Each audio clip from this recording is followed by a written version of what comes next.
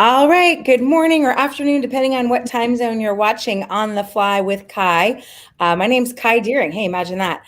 Today, I can't believe it. I said this every time. It's June 17th. How did the time fly? And it's going to be hot here in Northern California. We're looking at 90s today. But I'm excited because it's hot in the studio too, because we've got a hot shot. She's a fourth generation fashion professional. I didn't even know such a thing. International spin on it, which I love that too. She's been, everything from, men's clothing to, fashion and stylist to now an incredible pivot during the meltdown, if you will, to being a Zoom expert. And I've had the pleasure of seeing her speak many, many times. She's absolutely delightful. So I want to welcome Shelley Golden to the show today. Yoo-hoo! Welcome, welcome. Thank you. Thank you. So glad to be here. Thank you. Well, I feel like this is going to be an easy interview because I feel like I know you really, really well, even though I'm not entirely sure we've ever met in person. No, we have not. Isn't that crazy? Not yet. We're waiting for that glass of wine very soon. On your deck with your great view. How about that? There you go. Okay. Well, hey, listen, I know that you've got an incredible background, and I wanted to save this to ask you for now. I know you've got 4 generations of people that have been in the fashion profession, from I think it was Cody, your grandpa, to now you. And so was it number one in your blood? Was it expected that you do that, and then number 2, were they all entrepreneurs like you, or did you have a day job? Tell us kind of how you came to where you are today. Okay. Well, all I can tell you is I know that my great grandfather made fur coats in Russia. Did his dad make fur coats? Possibly, probably. I have no idea. Both my mom and dad were raised in the men's clothing business. My grandfather was an entrepreneur. He had a men's clothing store. My mom grew up there in the men's clothing store. When I went to college, I actually started off with radiology. I wanted to work in pediatric oncology, but organic chem and physics just really weren't my best subjects. So I changed to textiles and business. So I'm a real textile junkie. Like I could tell, and any type, 50 types of silk without looking at it. I'm also a costume historian. That's actually kind of my pitter-patter passion, Kai. I used to teach history of costume at a fashion design school. I've also designed and made costumes for theater. So that's really also part of my uber passion. But I've also had an image consulting, fashion consulting, styling business in 3 cities on 2 continents over, I'm just going to say 20 plus years. Wow. I had no idea. I thought I knew your backstory pretty well. Yeah. And I love people. They're so interesting and just amazing. And so I know you kind of, moved to, from where you were living to the peninsula right before the meltdown.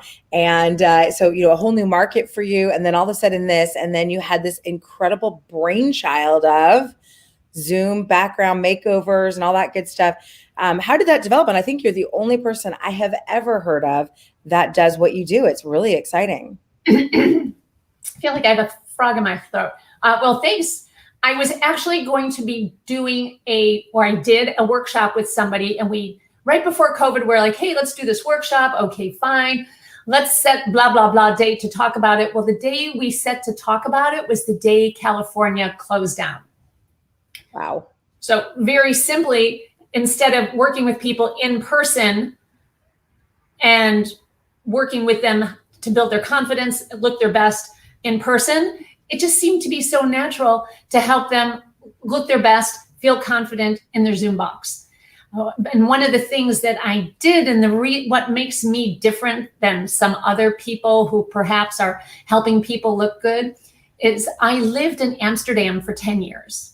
And one of the things that I did, I don't know if you knew that, one of the things that I was very fortunate enough to do when I lived there is I got to study European artists, and in particular, the Dutch masters, who really kind of rung my bell, and the Impressionists. And just like an artist, they have lines of perspective, and they show you in a painting where they want you to look. Like, I don't know if you all know the girl with pearl earring. So Vermeer makes the earring the first thing you see with titanium white. And that's what I do. I'm creating a painting with lines of perspective and pointing to your eyes, and where does your eye look first and where does your eye look second. So it's really balancing color, shape, and juxtaposition of shapes, colors, and proportion. That's what I do in person, and that's what I'm doing in a Zoom box. Okay, that's genius, because you're taking, your fashion, your art kind of history, right? And putting all of those pieces together. That is genius. Yeah, And I know when you got on here, you were like, oh yeah, the lighting's different here. So I know we were teasing that different platforms have different kind of things. And for those of you watching, you can ask questions too, by the way, just FYI, just put it in the comments under here and we can actually bring them on. And I see some few people watching, so forgot to mention that. So Shelley, tell us about the different platforms and how they translate sometimes with lighting. Well, I can't say this is a hard and fast rule, but I do a lot of what I call Zoom makeovers, which are normally a 90-minute session, an individual session. I also do group sessions and lots of presentations. But periodically when I'm doing an individual session, I'll be working with somebody on Zoom. But they'll tell me, well, when I'm at work, we use this particular platform or that particular platform. So then we move over to that platform, and then I could see, it's amazing the difference. Quite often the lighting is completely different. The camera angle is completely different. Yeah. And there's different tools on each of the platforms that are available to you or not available to you. So I just find it very interesting. So for example, last week I was doing a Zoom makeover with a client of mine who's also an image. We did a whole image overhaul as well, from the image consultant perspective, and now doing Zoom makeovers in her new home.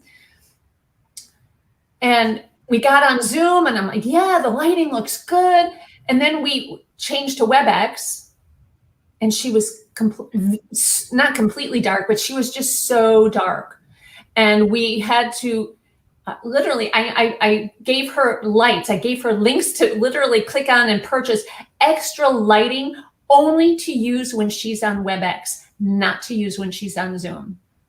So I know we talked about glasses. Oh my gosh, that can be a real challenge, especially if you have ring lights. So let's talk about lighting then for a second. How do the ring lights work with your glasses? Because I only wear contacts because I don't want to mess with it. I'm like, oh. Yeah. Lighting is huge. So often you get on a Zoom call and you see somebody, they have reflections in their glasses, whether it's rings or spotlights. Here's my suggestion. It goes two ways. If you wear glasses, you do not want to have any lights in front of you. You want to put all of your lights, as I say, 10 o'clock and 2 o'clock, angled from a little bit higher downward on your face, so that you're lighting the right side of your face, you're lighting the left side of your face, and you don't get the light in your glasses. Actually, I usually always wear glasses. I can't really see very clearly, but I'm being interviewed, so I don't have to read anything. But if I put my glasses on, you do not see glare in my glasses because I have lights. Literally, you can see the lights on my hands, like you can see different colors, but you don't see any reflection in my glasses because I have them at 10 o'clock and 2 o'clock. If you don't wear glasses, you could just put that light right in front of you, shine it on your face. But what you want to do is if you have a window on your left or right, if you have a window on your left, for example, you want to put that light just slightly more to the right so that you balance the light on your face left and right. I know. And you had some incredible tricks and tips for like color, because the lights can really make somebody look like interesting. And so share with us a little bit about what your recommendations. That was so cute. I love this hack. It's awesome. Okay, so this is my super uber Shelley cheap and easy lighting hack. If you have lights, for the most part, sometimes they change color from warm, neutral, cool. Sometimes they don't. Usually you get on a call, a Zoom call, or whatever type of video conferencing, and you look a little bit washed out. So my cheap and easy hack is take bright yellow and fuchsia Post-its and put them over your lights. And it'll actually change your skin tone. And the reason I take these two colors, so I'm a certified color consultant. So if you mix these two colors together, you get kind of a peachy color with the whatever. Sometimes it's a little bit of a blue light, the light isn't warm. So by putting these colors over your lights, it changes your skin tone so it's more natural, and it doesn't matter whether you're dark skinned or light skinned, it's the right color combination. It's cheap, it's easy, and I have all my clients get fuchsia and yellow Post-its.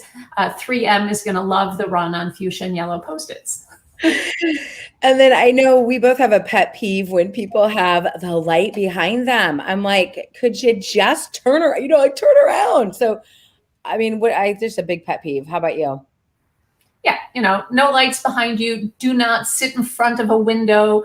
If you have a window behind you, you either want to close the blinds if you can, or you might want to actually reposition your desk if you're sitting at a desk, so you don't have that window behind you. And the reason why you don't want it is because the camera picks up white and light first. So whatever's light, it's going to pick that up first. That'll be the first thing your eye sees, because it's the first thing the camera sees, and everything else becomes a little bit darker. That's why you also don't even want to wear white. So turn off the lights, don't sit in front of a window, and don't wear white. I know I'm kind of guilty of wearing white and black. Now, what about virtual backgrounds? So I know that that's sometimes people's reality. So if you were to see what was behind me, you would look into my kitchen, because it's an all open house. And my husband gets very irritated because he'll go play basketball and he won't be wearing a shirt and he doesn't want to be on my Zooms.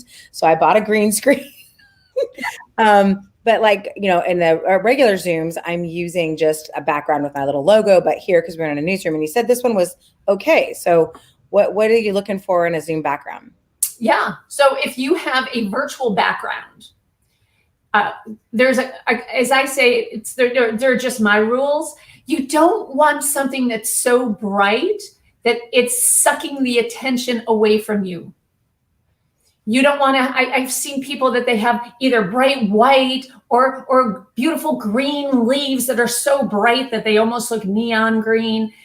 Or you want to have it more neutral so that you are the main event. Your background's not the main event. You're the main event. You want to stand out in the foreground.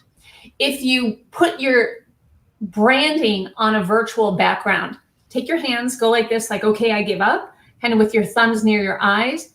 That's where you want your branding to be if you have a virtual background, because you want people to look at your eyes.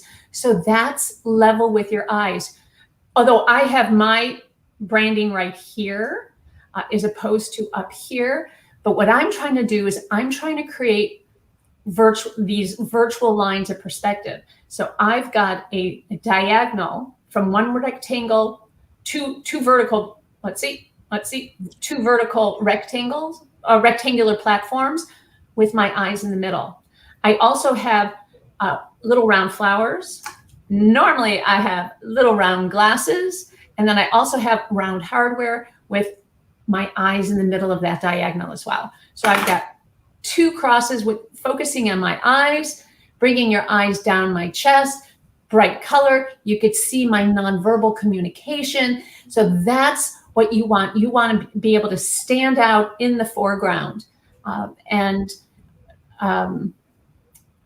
If you have the virtual background, you also want to make sure that you're in the foreground and that you don't look like you blended into the background. Green screens, let's talk about that. Kai, you mentioned that you have a green screen. Yeah. The green screen is really great, especially if you're going to have your drink in your coffee, or maybe it's happy hour and you have a glass of wine. It actually helps solidify your positioning so you don't get that halo effect. And if you do buy a green screen, they come in different widths. You want to make sure you get the wider of the sized green screens, because the last thing you want is for it to just barely fit the width of your Zoom window or whatever platform you're using. And if if you get the narrow one, chances are you have to put it really close to the back of your chair. So then you don't have as much room to back up. Whereas if you get the wider one, you could put it back a little bit. It covers the whole width of your window. And they have, so on that note, they have a cool one that if you like to sit, that's on your chair, but I don't sit, I stand. So I'm actually standing right now and I never sit. What are your thoughts on that? I have a couple thoughts. If you sit, like for example, I sit with my legs out, so I'm pretty rock solid. It helps me keep my back up straight and I have lots of movement. You need to be careful if you stand up, that you don't go side to side. Quite often I suggest having an anti-fatigue mat under your feet, but you need to be careful on these because sometimes they're a little bit squishy and you kind of move around and you really want to be still. So you might want to plant your feet out pretty wide to give your body a support so that you're not rocking back and forth. I just noticed my energy's better when I stand. Yeah. You have a fan, Shelley. So Jeannie Lyons says you offer incredible value. Jeannie's awesome. Thank you for sharing. And again, you can interact with us, so we see you.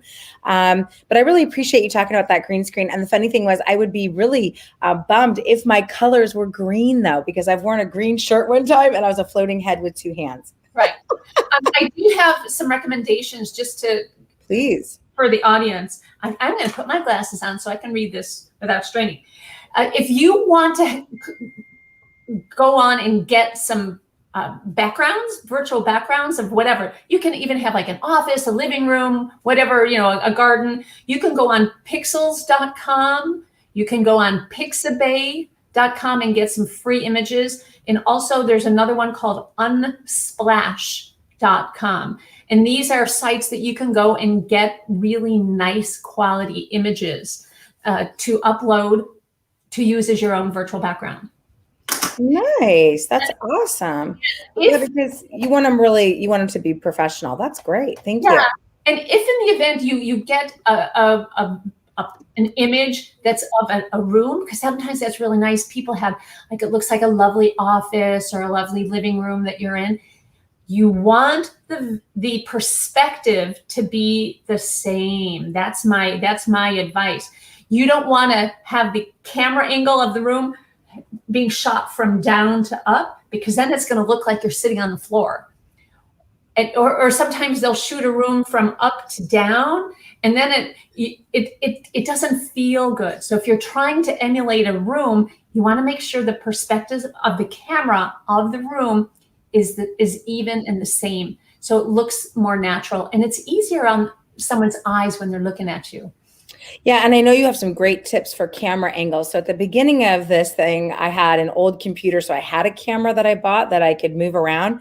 Then I bought a brand new Apple MacBook Pro, and honestly, the camera on that was better than the camera that I bought. So I went back to the using the laptop. So tell us about some of the do's and don'ts with that, because there's different things. Well, you want to have a really good camera. You want your camera at eye level. So even if it's on your laptop or it's a separate camera, you want to make sure that camera is, if you're sitting up straight or standing, whatever your level is, you want that camera straight in front of your eyes, if not just a tiny bit higher. And the reason you would want it a little bit higher is to force you to open your eyes, as opposed to if you go a little bit down, you get the puppy dog look, and your eyes are always going to be a little bit closed. And you want people to look in your eyes. If they can see your eyes, you appear more trustworthy. They will engage with you better, and certainly you'll have a better outcome, and your brand is better. That was a really hot tip right there, Shelley. I appreciate that more than you know. I know that, you have some great tips too for makeup. I mean, and I'm not a big makeup person, so I'm not a very good example of this, but I know Zoom has some makeup that people offer, right, Jeannie? I know we've talked some about enhancements they have there. Do you recommend that? Or tell us a little bit about the Zoom makeup. Yes. So in my 5-step Zoom makeover process, the 5th step is what I call Zoom makeup techniques to really create more of a three-dimensional look on this just two-dimensional platform, but also it helps create the illusion and shadows with all the lighting on you. Okay, what I propose is you want to have people look at your face. And to help them look at your face, you create a little bit of a bullseye. So if you've got this bullseye, there's a top of the bullseye and there's a bottom of the bullseye. So the top of the bullseye would either be your eyebrows or glass frames if they're a little bit darker. So that creates the top. If your eyebrows are really, really light, you might want to pencil them in. There's also a way to go on Zoom, if you're on Zoom, under Studio Effects and put some eyebrows in. That's a whole other entity to visit. So that's the top. You want to wear a little bit. Wait, I gotta just stop you for a second. I love Jeannie. She's so transparent and vulnerable. I adore her. She's like, yes, beware of floating eyebrows. And I was actually speaking about that to her because one day she was doing a live and she bent down and the eyebrows stayed. Yeah, you have to be careful also with so it's the same thing. If you Zoom has lipstick as well, and you could change not only different colors, but the intensity of it. And the reason I really suggest wearing lipstick is so that you're giving people a bullseye so they can read your lips as they speak. Yeah, it literally, it's just acting as another bullseye. So eyebrows, lips, and then I have ways of putting on, whether it's a combination of blush or contour, to create the illusion of cheekbones and a jawline for those people who don't have a jaw. Literally, I take my blush and almost, I make the brush very hard so it's not soft and fluffy. And I almost draw a little half circle around my cheekbone to give the illusion of a high cheekbone. Why? Because the camera picks up whatever is whiter and lighter first, and whatever is dark recedes to the background. So if you put blush on the apple of your cheek, you're not having it come to the foreground, you're having it come to the background. By putting dark under your cheekbone and leaving your cheek unmakeuped with unblushed, so it's whiter, lighter, it appears higher. And same with the chin line. If you have a little bit of a unichin, I put blush or contour right on the chin line, pull it under the chin, and it gives a shadow under the chin. And it just creates a bit of a more realistic three-dimensional look on this two-dimensional platform. Woman, you are genius. I mean, this is worth its weight in gold. And I know we're going to ask how people can learn more and engage with you. And then I know you do some great things on Zoom fatigue, because it's been an interesting 15 months. Let's just say that. So it seems like years, actually. Right? You what, hun? It seems like years, actually. Sometimes it doesn't. Sometimes it feels like it was just like this. And then sometimes, yes, I'm like, oh my goodness, we've been here a long time. Yeah. Well, luckily we're opening up, but Zoom is not going away. I mean, it's not going to be, hey, it's going to be an and. We're going to have live and this. And this is such an efficient platform. But I know people are on Zoom all day, every day, and it's kind of driving them crazy, or even if it's, Google Hangouts or StreamYard or whatever your poison is. Who does it affect the most, would you say? So Stanford University did a Zoom fatigue study that they published just in April of 2021. And which was really a compilation of lots of other studies. And what they found was women, one of the many, many findings, should I say, is that women were much more fatigued than men. They came up with, they called the Zeph scale. So the Zoom exhaustion and fatigue scale. And 1 out of every 7 women was very to extremely Zoom fatigued, whereas 1 out of every 20 men were very to extremely Zoom fatigued. So I thought that was huge. That finding's enormous. Women tend to stay in the middle longer. They tend to take shorter breaks. They take less breaks. They have less control of how long the meeting is. They also have about 15 hours more per week of child and household responsibility. So couple that with being on Zoom longer, women are more fatigued. Introverts are more fatigued. People who are anxious are more fatigued. People of color are more fatigued, as well as younger people. So what are the symptoms? How do you know if you're experiencing it? Oh, you just feel it. I don't know. I feel it in my neck, in my back, in my hips. People are a little angry. They're tired. It's more depressed. And so what you could do about it is get up, walk around. They have what they call the 20-20-20 rule. I don't know, however you love it. Yeah, however you do it. So for every 20 minutes on Zoom, you look 20 feet away for 20 seconds. And that actually will help with your eyes, because when you're looking at Zoom, when you're looking at the screen on video conferencing, you're actually staring more at the screen, and you blink less. So you might have more dry eye. So by turning your head away and looking at something for 20 seconds, 20 feet away, you're causing your eyes to blink a little more. You're rinsing them, you're cleansing them. It's easier on your eyes as well. Wow. Any other quick tips on Zoom fatigue?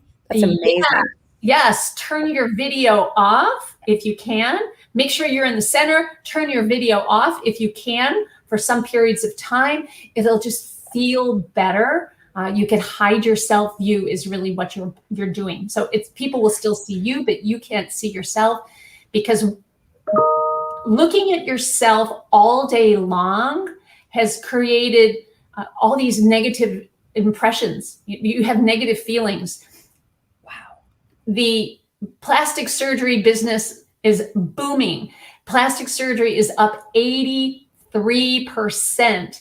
And most of that is from people looking at themselves on video conferencing going, wow, I don't really like the way I look. As a matter of fact, when you're looking at yourself 12 to 15 inches away, your nose looks 20 to 30% larger. And if you were in a portrait, having like a headshot taken that would be maybe 5 feet away. So there's just a difference in proportion on how you see yourself when everybody's looking at themselves all day long. Wow. I'm going to go ahead and put your Zoom fatigue workshop in the chat right now. So if anybody wants to engage with that, this is kind of a little random one. I'm really careful not to put the improve my appearance on. I just turn it off, because I'm afraid if I go somewhere live, they're going to be like, what happened? So do you have any quick thoughts on the improve my appearance? This is random. I'm just curious what you think on that. Oh, the checkup. Oh yeah, you definitely want that. It takes a couple of years off. The slider. I just don't. I'm like, you want it to look realistic. You need to be careful. You don't want to slide it too far up, because then your hair looks like a blur. You just look like a blur. And also the people looking at you, because it blurs everything. So it's a little more challenging on their eyes if you have it too high up, because your visual in your box is not as crisp. So you just wanted a little bit, just to take off a couple years. I love it. And, I forgot to put your incredible 12 tips to improving your lighting and your background on Zoom. So I just included that in the chat as well. And then just sort of in closing, if, somebody wanted to engage with you, an error occurred, wait and try again. So maybe there's too much on that 12 checklist, but you can go back in. Oh, no, it went that time, I think. If not, you can go back in the comments, Shelley, and post that in there for us. So we've got that if it doesn't go through. Okay. But tell us, if somebody said, shoot, this is awesome, because this really is, I learned a lot today, and I thought I knew a lot from listening to you before. How can they elevate their brand online and all that good stuff? Yeah. So I'd love to contact with anybody. If you want to get in touch with me, you can either email me at Shelley, and Shelley, there's the E before the Y, don't forget that. So Shelley at shelleygoldenstyle.com, or you can go onto my website, which is www.shelleygoldenstyle.com. We're going to put the information in the chat. I do individual sessions. I work with groups. I give presentations to companies and organizations, and I'd love to talk to you if this is something that would interest you. Great. I just put your email, your website, and the individual makeover information for your Zoom. Like I said, I knew this was going to be an easy interview because I love what you're up to. It's just such an interesting topic. And I just think you add a lot of value with something that nobody really thought of. So what a great pivot for you, and really carved out an incredible niche. So just really thank you so much for being on the show. So yay. Thank you for having me. Yeah. All right. Well, everyone, thank you so much for joining us for I can't believe it's the 26th episode for On the Fly with Kai, where you get tips, tricks, and hacks for entrepreneurs. And with that, I want to thank everyone again. Appreciate you, Shelley. Have a great day, everybody. Take care. Take charge. We'll see you over the top. Bye-bye.